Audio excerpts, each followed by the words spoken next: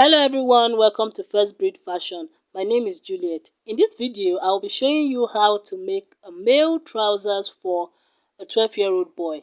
Here I have my fabric on fold using the lap measurement divided by 2 plus 1 inch ease. Lap measurement divided by 2 plus extra 1 inch.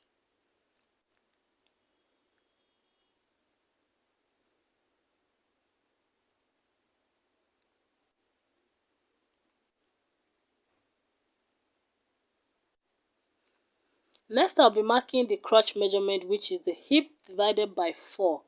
So the hip measurement divided by 4 is what I'm marking from the waistline down. I'll be connecting that with a straight ruler.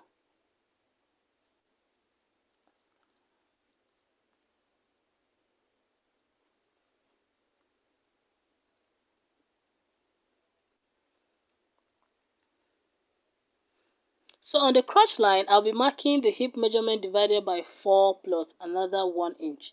Hip measurement divided by 4 plus 1 inch, and I will do the same on the waistline. I'll be connecting that with a straight ruler, as you can see, and then I'll make a curve to form the crotch. Next up, I'm marking the waist to knee measurement. The waist to knee measurement, I'm going to mark that across and then connect with a straight ruler as well.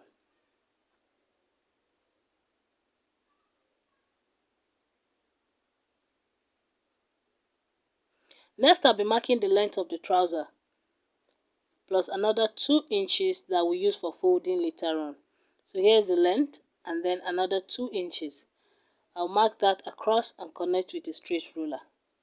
So we may end up folding more than 2 because we'll be adding a band to the waist later on, which will add to the length.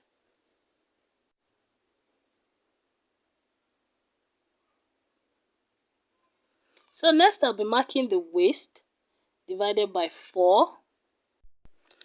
After that, I'll be marking the knee round measurement divided by 2 on the knee length, knee round divided by 2, and then the ankle measurement divided by 2 as well. I'm working with 12 inches, so divided by 2, that is 6. I'll be connecting the lines like so.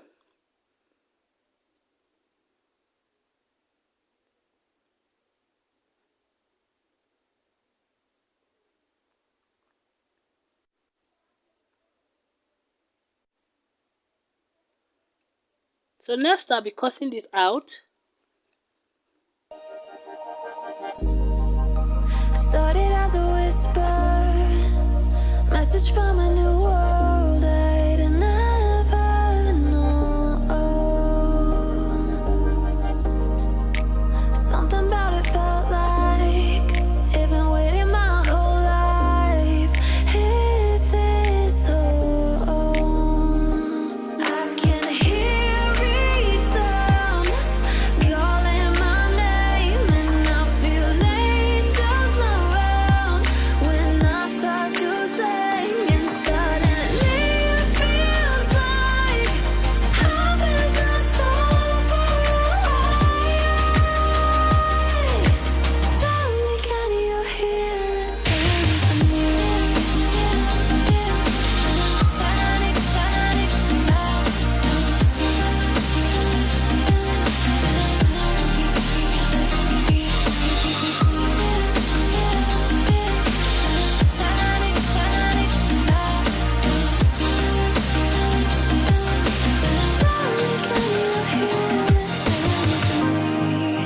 And that is it for the front for now. So we'll move over to the back.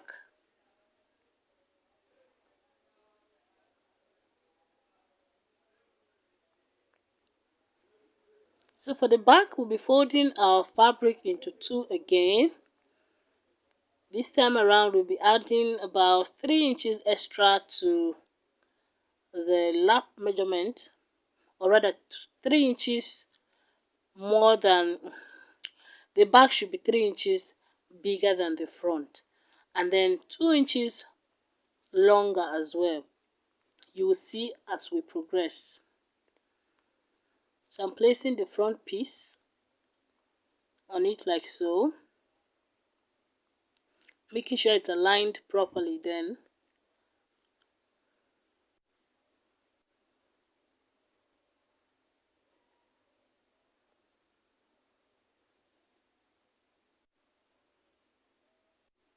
so I'm marking 1 inch from that front crotch on the waistline. I'm marking 1 inch out, and then 2 inches upwards. You can mark 1.5 or even 1, seeing that is for a little boy, but I marked 2. And then you connect that 2 inches in a slant to the waistline. Ignore the first line, please, that was a mistake. You're connecting to the waistline. Then on the crotch line, I'm going to add extra 2.5 inches. So I connect with a ruler from that waistline like so, then make another curve to form the back crotch. On the knee line, I added extra 2 inches and extra 2 inches on the ankle line as well. We'll connect the lines together and cut it out.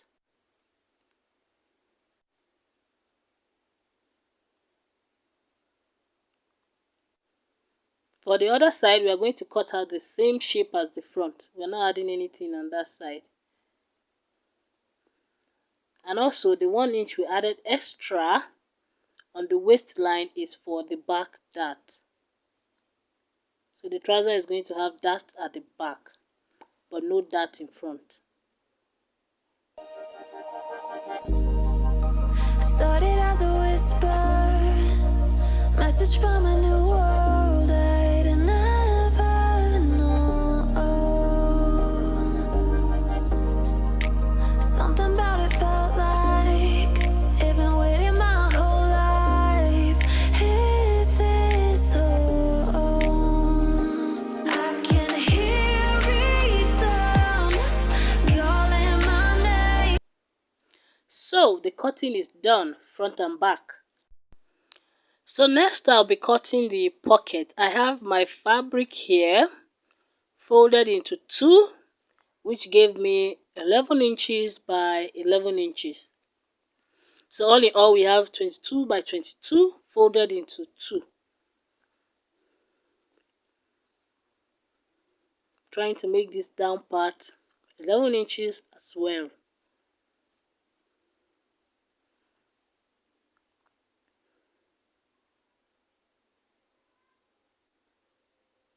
So next I'm folding again.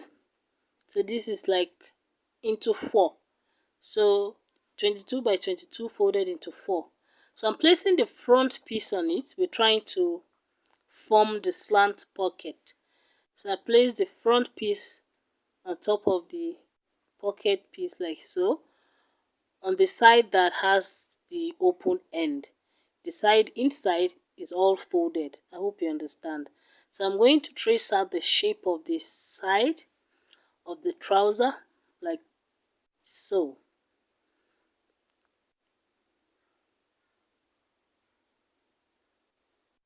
So now you have 2 pocket pieces.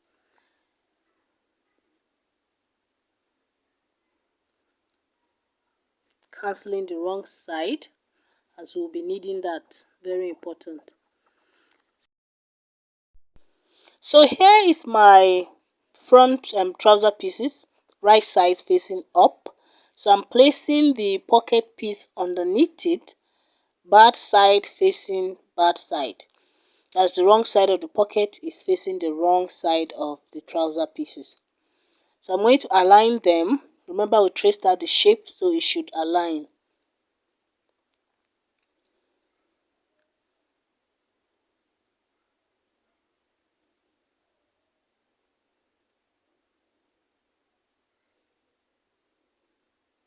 So I'm marking 1.5 inches in on the waistline and 6 inches down. 1.5 inches in and 6 inches downwards. I'm going to connect that with a slant. Remember, we are marking on the right side of the trouser right now.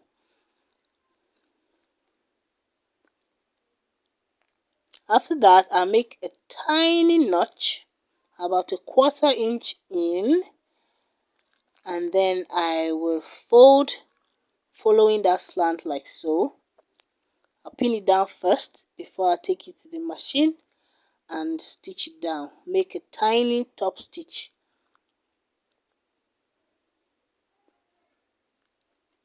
I'll do the same thing for the second front piece.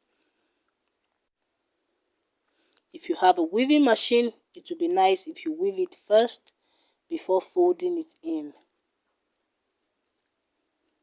After which, this is how your pocket is going to sit when you fold it back.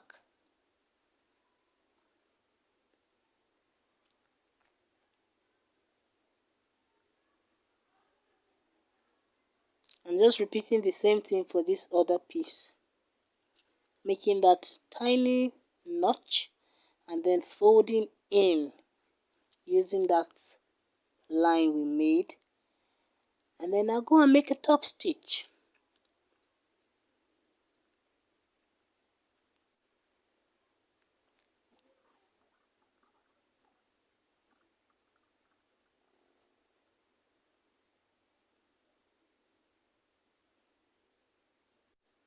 So because we placed wrong side on wrong side, folding it back, it is the right side of the pocket that is showing on the outside, and that is how it should be.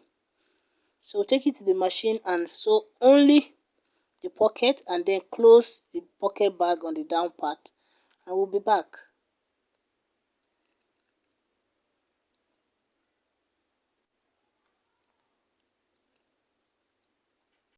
So before I go to the machine, I'm going to mark the dart on the back pieces. So I fold into half like so. Just folded it into half like that, and I made a notch. I'm marking 3 inches down. The dart is going to be 3 inches long. So just mark it down and then go and sew the dart down, 1/2 inch on both sides.